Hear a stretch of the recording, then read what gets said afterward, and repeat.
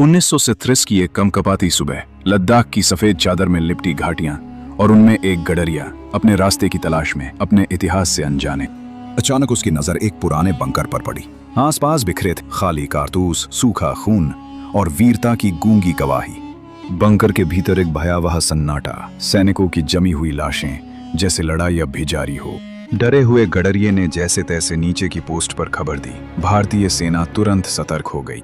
सेना जब बंकर पहुंची तो हर चेहरा स्तब्ध था। लाशें अब भी लड़ाई की मुद्रा में थीं। और यहीं से शुरू होता है वो अध्याय जब 13 कुमाऊं रेजिमेंट के वीर बर्फ से ढकी ऊंचाइयों की ओर बढ़ रहे थे। कपास की वर्दियां और शून्य से नीचे तापमान, लेकिन हौसलों में कोई कमी नहीं। जवान बर्फ में अपने तंबू गाड़ रहे थे। बर्फीली शाम में मेजर शैतान सिंह का स्वरगुप्त शांत पर दृढ़। हर शब्द एक आदेश नहीं, एक प्रेरणा था। तभी मुख्यालय से संदेश आया, पोस्ट खाली की जा सकती है। लेकिन ये केवल शब्द थे, उनके लिए विकल्प नहीं। हर जवान ने एक स्वर में उत्तर दिया, हम पीछे नहीं हटेंगे मेजर साहब। और वह पल इतिहास में दर्ज हो गया। कुछ सैनिकों ने अपने घर चिट्ठियां लिखीं, अंतिम शब्द, अंतिम भाव, जो शायद कभी पहुंच न पाए। बंकरों को मजबूत किया जा रहा था। रेत की बोरियां, हथियार और भीतर बैठा अदम्य साहस।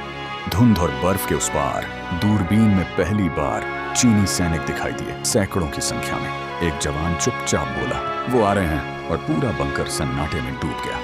पहली गोली चली, बर्फ गूंज उठी।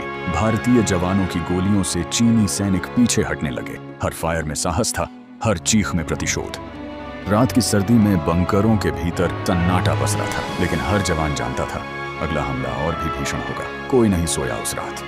सुबह होते ही दुश्मन ने हर दिशा से हमला बोला। गोलियां, मोर्टार, बर्फ की आंधी। रणभूमि में पालसुमाए अब केवल आग और लहू था। गोलियों की बौछार और बर्फ की तूफानी हवा के बीच जवानों ने 1 इंच जमीन नहीं छोड़ी। चारों ओर धुआं, चीखें और वीरता थी। घोड़ों के पीछे छुपे चीनी सैनिक गांव वालों के भेष में अचानक बंकर के पास आ पहुंचे।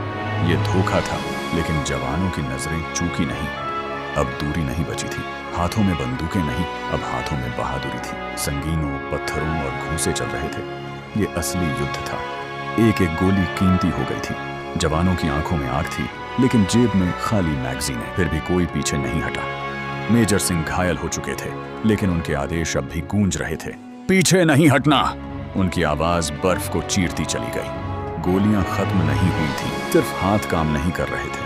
मेजर सिंह ने मशीन गन को पैरों से संभाला और फिर से आग बरसाई। गोलीबारी के बीच सूबेदार यादव बर्फ से ढके मैदान में दौड़ते हैं। लहूलुहान मेजर सिंह को कंधों पर उठाते हैं।